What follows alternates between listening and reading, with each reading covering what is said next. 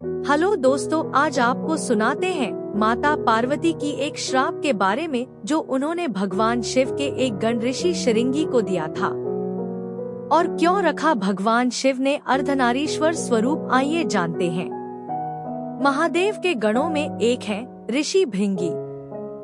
एक महान शिव भक्त के रूप में भृंगी का नाम अमर है। कहते हैं जहाँ शिव होंगे वहाँ गणेश, नंदी, शृंगी, भृंगी, वीरभद्र का वास स्वयं ही होगा। शिव शिवा के साथ उनके ये गण अवश्य चलते हैं। इनमें से सभी प्रमुख गणों के बारे में तो कहानियां प्रचलित हैं।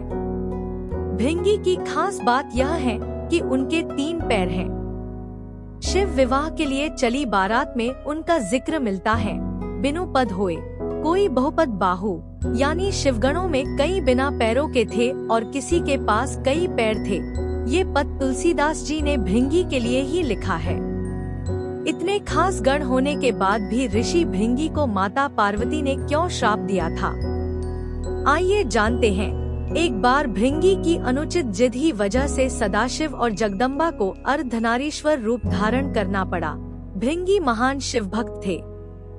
सदाशिव के चरणों में उनकी अत्यधिक प्रीति थी। उन्होंने स्वप्न में भी शिव के अतिरिक्त किसी का ध्यान नहीं किया, यहाँ तक कि वह जगत जननी माँ पार्वती को भी सदाशिव से अलग मानते थे।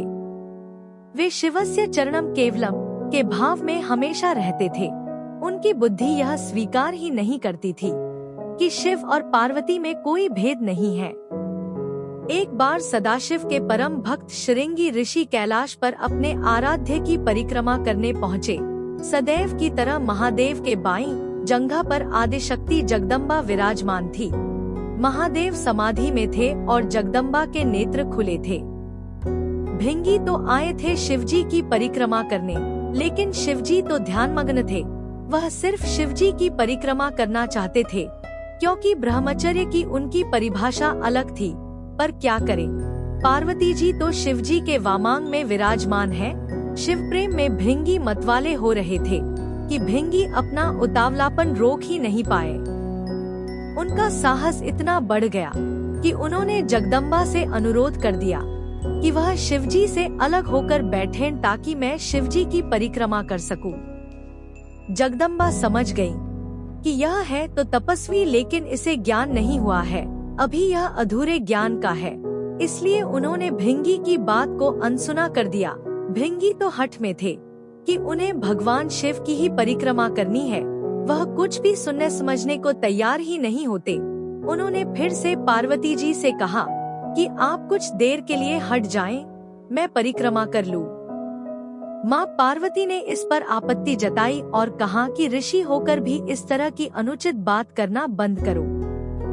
जगदम्बा महादेव की शक्ति है, वह सदाशिव से अलग होने को कैसे तैयार होती।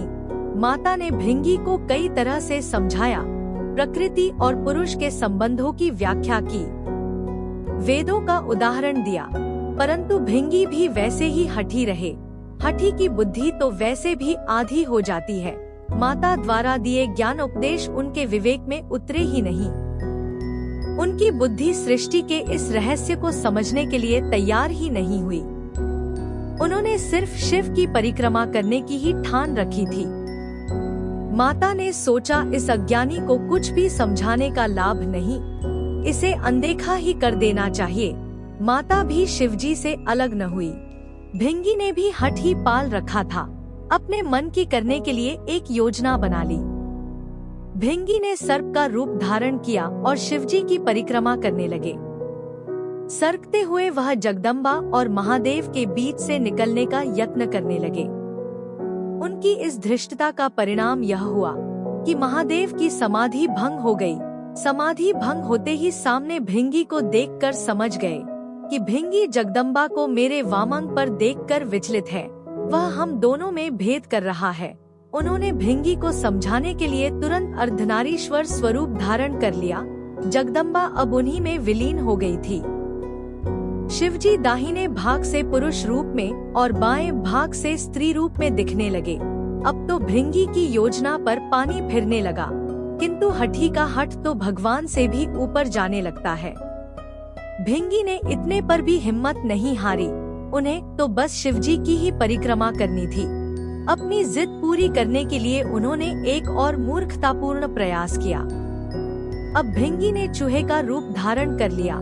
चूहे के रूप में प्रभु के अर्धनारीश्वर रूप को कुतरकर एक दूसरे से अलग करने की कोशिश में जुट गए। शिवभक्त भृंगी की धृष्टता को लगातार सहन करती आ रही जगदम्बा का धैर्य टूट गया। आखिर कोई इतना दुस्साहस कर सकता है कि शक्ति को शिव से अलग कर दे।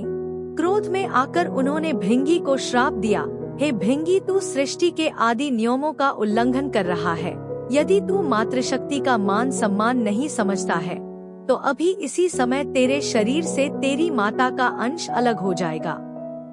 यह श्राप सुनकर स्वयं महादेव भी व्याकुल हो उठे।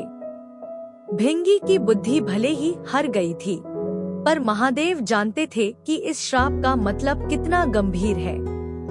शरीर विज्ञान की तंत्रोक्त व्याख्या के मुताबिक इंसान के शरीर में हड्डियां और पेशियां पिता से मिलती हैं, जबकि रक्त और मांस माता के अंश से प्राप्त होता है।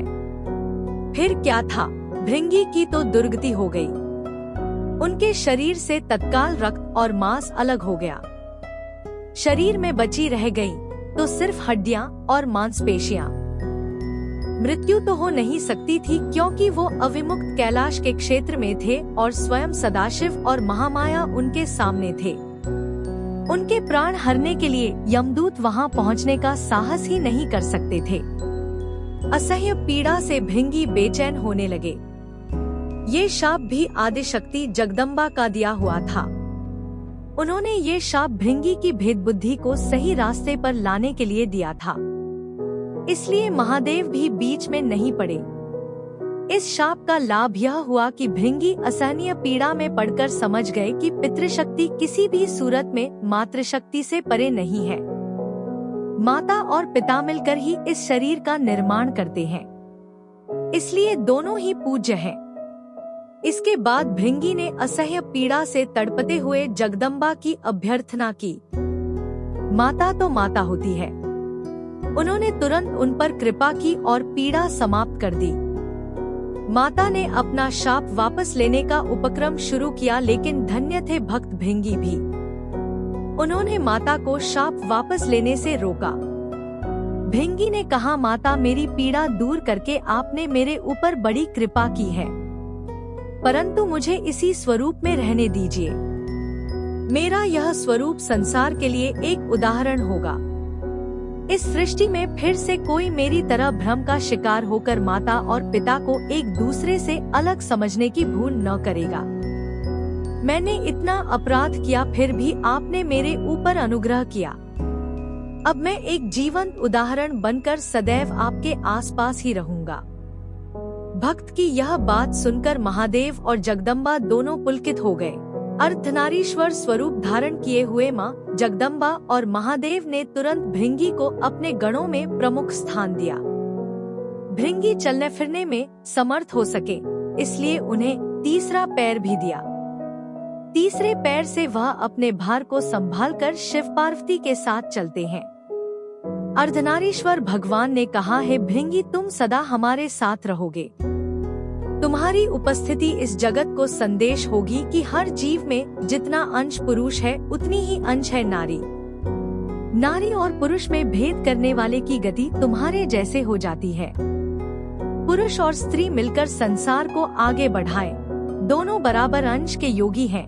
यही सिद्ध करने को मैंने अर्धनारीश्वर रूप धरा है। स्त्री पुरुष दोनों का अपना स्थान, अपना अस्तित्व है। इसे नकारने वाले को शिव शिवा दोनों में से किसी की भी कृपा प्राप्त नहीं होती। वह जीव मृत्युलोक में सदा शिव शिवा की कृपा के लिए तरसता ही विदा हो जाएगा। भृंगी को वो पद प्राप्त हुआ जिसे हासिल करने के लिए इंद्रादि बड़े बड़े देवता भी लालायित रहते हैं। अगर आपको यह कहानी पसंद आए तो प्लीज वीडियो को लाइक कर चैनल को सब्सक्राइब करें। धन्यवाद।